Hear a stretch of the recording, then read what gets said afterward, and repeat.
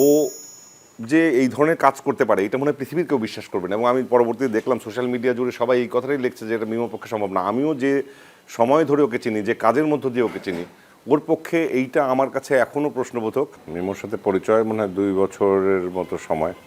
আসলে আমার তীরন্দাজ রেপার্টরি যে দলে আমি কাজ করি বেশিরভাগ সময়, সেই দলের একটা প্রোডাকশন, লাস্ট যে প্রোডাকশনটা আমি ডিরেকশন দিচ্ছিলাম, শুভঙ্কর হাত ধরতে চেয়েছিল। মনসুন রেভলিউশনের আওতায় শিল্পকলা একাডেমির একটা প্রোডাকশন, তখন আমি শিল্পকলার দায়িত্বে ছিলাম না ইনফ্যাক্ট। তখন ওই শোয়ের ডেট, যেহেতু শিল্পকলার কর্তৃপক্ষ একটা ডেট দিয়েছিল এবং আমাদের প্রিপারেশনে অনেক ঘাটতি ছিল, মানে যত তাড়াতাড়ি শোটা নামাতে হবে শেষ মুহূর্তে সে হাতে যে কয়টা সময় ছিল সেটা বেশ টাফ। এবং তখন আবার আমি আবার আরেকটা কাজে এত বেশি এনগেজ হয়েছে, ডিরেক্টর থাকা অবস্থায় আমার নিজের দলের শো হলে হয়তো শোটা পিছিয়ে দিতাম ডেটটা, কিন্তু আমাকে ওই তারিখেই শো করতে হবে। আমি তো চিন্তায় পড়ে গেলাম কী করা যায়। তখন মনে হয় 15 দিন মতো বাকি। তখন খুঁজতে খুঁজতে আমি ঢাকা ইউনিভার্সিটি থিয়েটারে পড়াশোনা করে মিমোর খোঁজ পেলাম। খোঁজ পাওয়ার পর প্রথম যখন ওর সাথে কথা বলে আমি মানে মোটামুটি ওর কথা বলার, ওর কনফিডেন্স লেভেল, কথা বলার ধরন, এবং বুঝে ফেললাম যে থিয়েটারের মানে হয় না যে জুতো সেলাই থেকে চণ্ডীপাঠ সব কাজ জানা, এইরকম টাইপের একটা মানুষ। তো আমি ওকে ফ্লোর ছেড়ে দিয়ে, আমি তো কয়েকদিন ফ্লোরেও ছিলাম না, তারপরে কয়েকদিন পরে বেশ কয়েকদিন পর আমি ঢাকার বাইরে চলে গেছিলাম।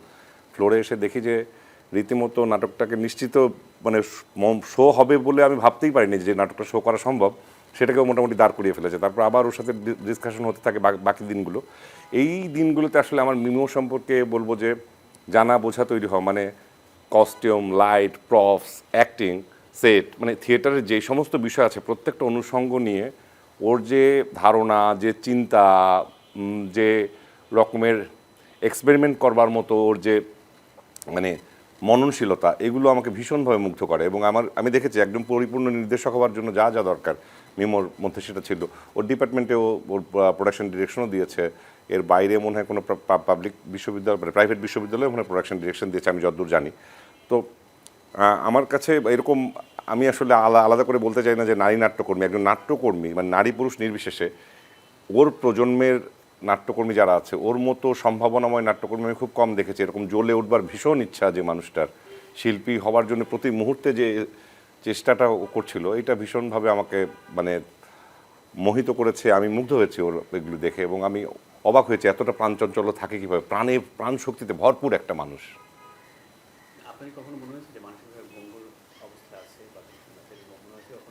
আমার কাছে তো ঠিক বিপরীতটা মনে হয়েছে, যে মানে মানসিকভাবে ভেঙে পড়া তো দূরের কথা, যে অন্য কেউ মানসিকভাবে ভেঙে পড়লে মিমো হয়তো তার সহায় হতো। এবং দলের মধ্যে আমি দেখেছি, দলের প্রোডাকশন করতে গেলে থিয়েটার দলে যেটা হয় যে দলে ছোট ছোট কিছু কিছু ঘটনা ঘটে, কেউ একজন মন খারাপ হয়, কারো একজন কিছু হয়, এই সমস্ত বিষয়ে ও যখন আরেকজনের পাশে দাঁড়াতো দেখেছি ওই সময়টাতেও, মানে এইটা আমি যে আমার মানে ঠিক মানে গুজবাম্প হচ্ছে। কারণ হচ্ছে যে আমি দিনগুলোর কথা ভাবতে, মানে মাত্রই তো গতকালকে সকালেই মিমোর বিচ্ছেদ হওয়ার ঘটনা ঘটলো। এবং আমার প্রতি মুহূর্তে এখন আমি আমার মার জন্য হাসপাতালে দৌড়াদৌড়ি করছি, এবং প্রতি মুহূর্তে আমার মিমোর ওই মুহূর্তগুলো ফ্লোরে, সেই সময় তো আমরা দিনরাত রিহার্সাল করেছি, সকাল থেকে রাত পর্যন্ত প্রতিদিন।